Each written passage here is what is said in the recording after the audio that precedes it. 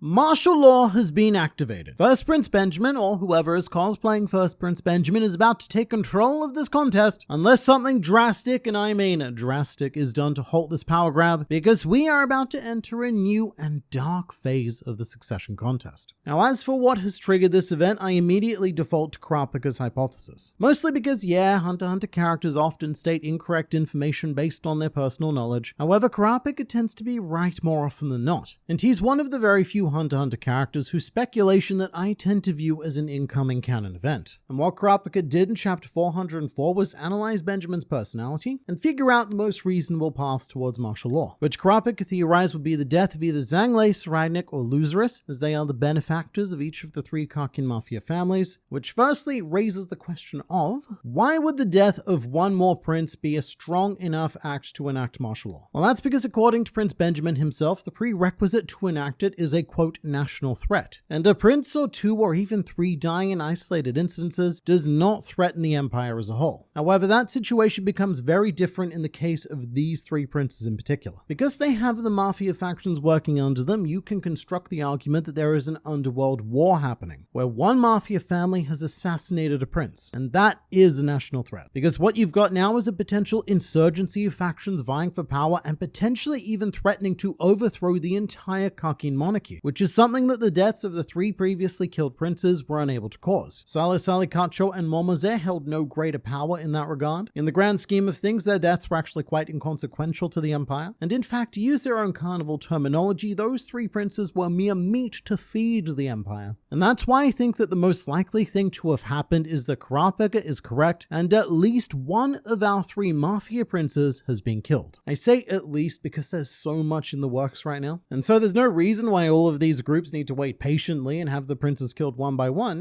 Do it all at once. In fact, multiple princes dying in suspected mafia activity would be an even greater national threat. But I will say right here and now that I'm dismissing Srydnik as a candidate for death. It would be the biggest possible surprise, but I just can't see it happening with how Togashi has been slowly building him up for what seems to be a much greater purpose and much greater threat down the line. He's also the most protected prince at the moment and by far the most difficult to reach. You might think that that would be Zhang Lei because he outranks Srydnik in princeness, but due to Srydnik being the son of First Queen Unma, Srydnik actually has higher social and political authority than Zhang Lei, purely due to being born out of a more important vagina. Also, if Srydnik is dead, then nothing matters anymore. Storytelling is dead, and every new chapter of Hunter x Hunter is just watching the nightly news of a fictional world. However, the prince that is most narratively appropriate to die is definitely Luzerus, because there is already at least one confirmed assassination plot that was going to be carried out on him ASAP as soon as Fugetsu woke up. And in addition to that, there is also the second speculated assassination plot on Luzerus. I go into this in great detail in this video, which unfortunately got age restricted due to mentioning a certain act, so I bet a lot of you weren't even served this video. YouTube also sent me an automatically generated email afterwards asking me if everything was okay, so that's nice of them. All because of a thing that I said happened in a story. But the general gist is that there is very credible speculation that one of Luzerus's bodyguards, named Rice, is actually one of Hulkenberg's guards who was swapped during the one rumbling that we never saw the results of. The idea is that Hulkenberg had Sumidori in Shikaku's body knock on Luzerus's door, and then because Hulkenberg knew that there would be a guard at the intercom, Hulkenberg fired an arrow through the wall, penetrated the guard, and swapped him. Again, I highly recommend watching the video I pointed out because it goes into much more detail there, and there is an almost overwhelming amount of evidence to support this idea. But what this means for us right now is that we have a situation where Luzerus is potentially being targeted by two factions, and even if Melody and Kaiser's assassination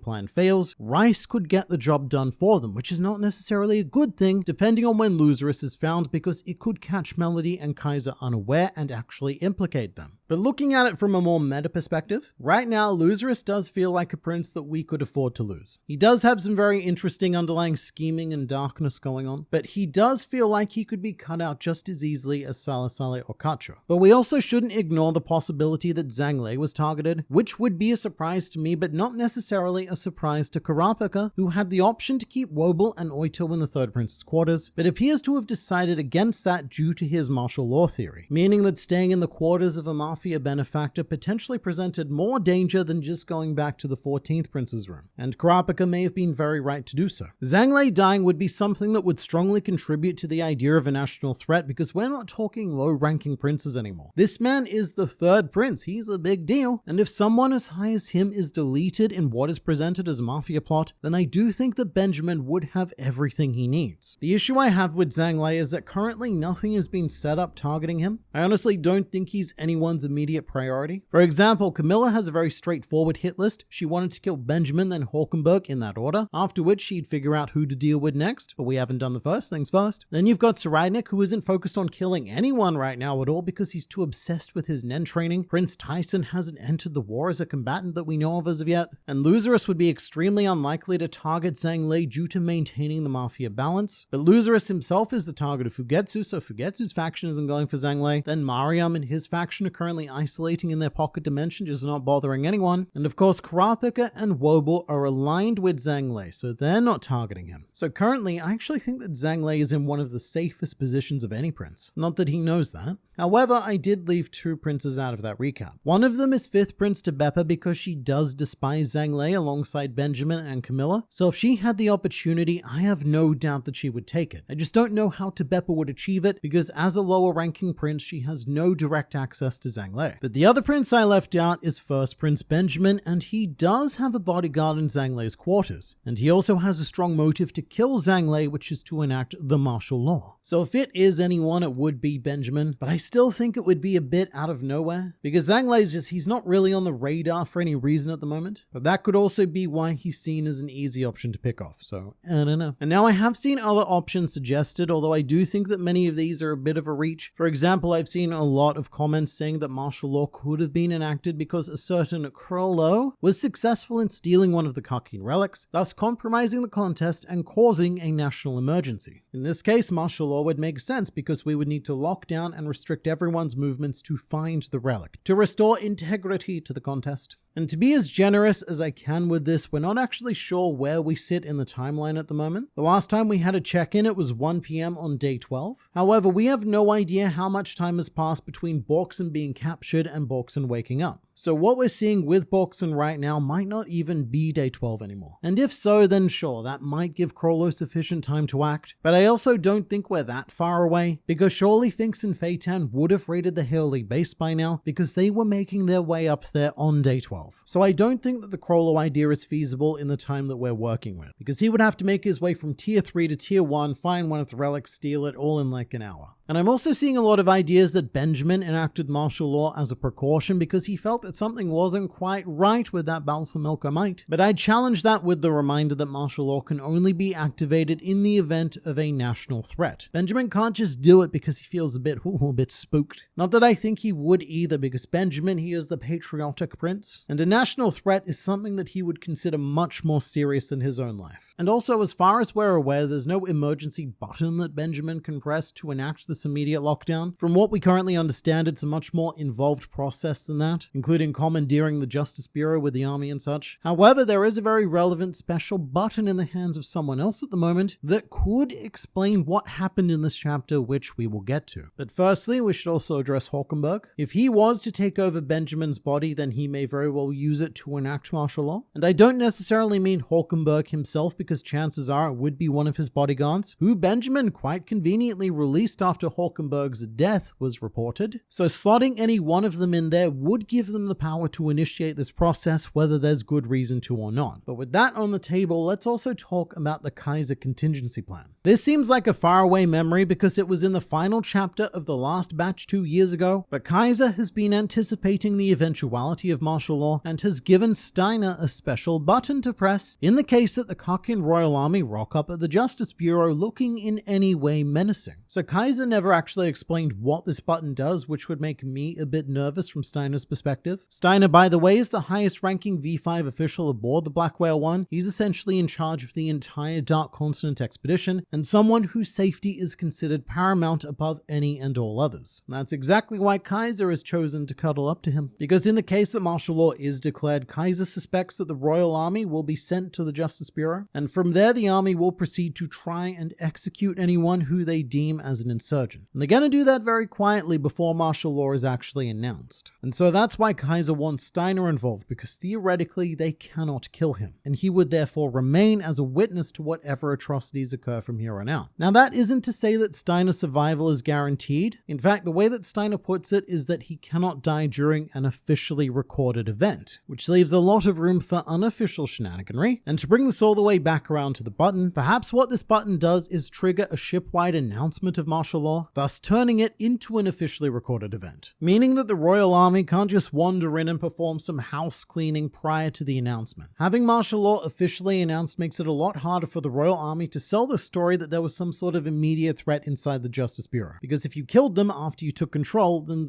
what are you doing? However, we have another possibility, and I still have yet to make a full video on this, I definitely will, but there is a lot of fun circumstantial evidence that not only is Kenny Wang working with Morena, but so is Kaiser. And that if this was the case, then what this button may do is send the message of martial law to the Hailey hideout alone as a warning to Morena, and perhaps as a bit of an Avengers Assembled moment for the Hailey to act. Because we do know for a fact that the Hailey hideout is located somewhere on Tier 2, and this also happens to be where the Justice Bureau was located, and so our train of thought leads to the station that the Hailey hideout could be within the Justice Bureau itself. And that's how they've remained completely shrouded up until now. Because the Justice Bureau is supposed to be a neutral party, and so no single entity has the authority to just barge in there, unless of course martial law gets declared like it has here. Either way, this is potentially very good news for Borkson, as it means that she may have more time with the negotiation game than Morena has threatened, especially if Dogman's movements are going to be restricted and he's unable to go out for his regular walks. Under martial law, Borkson could drag this game out for as long as she sees fit and potentially stall Morena from doing other things. And the other group that martial law actually gives an advantage to is everyone associated with Fugetsu, because she can more or less teleport to any place she's already been, which at this stage are the rooms of a lot of princes, whilst almost every other is in complete lockdown. But another thing that martial law would stop is Kurapika's Nen classes. Under martial law, movements would be heavily restricted, and I also doubt that Benjamin really wants these classes to continue so that the other princes can build up their Nen forces to fight him. But we also shouldn't discount the possibility that whatever event occurred actually happened during the second Nen class, which has already happened during our current negotiation game timeline. So I would expect to cut back in time very soon and explore all of the events that's been happening on Tier 1 that have led us to this most desperate of decisions.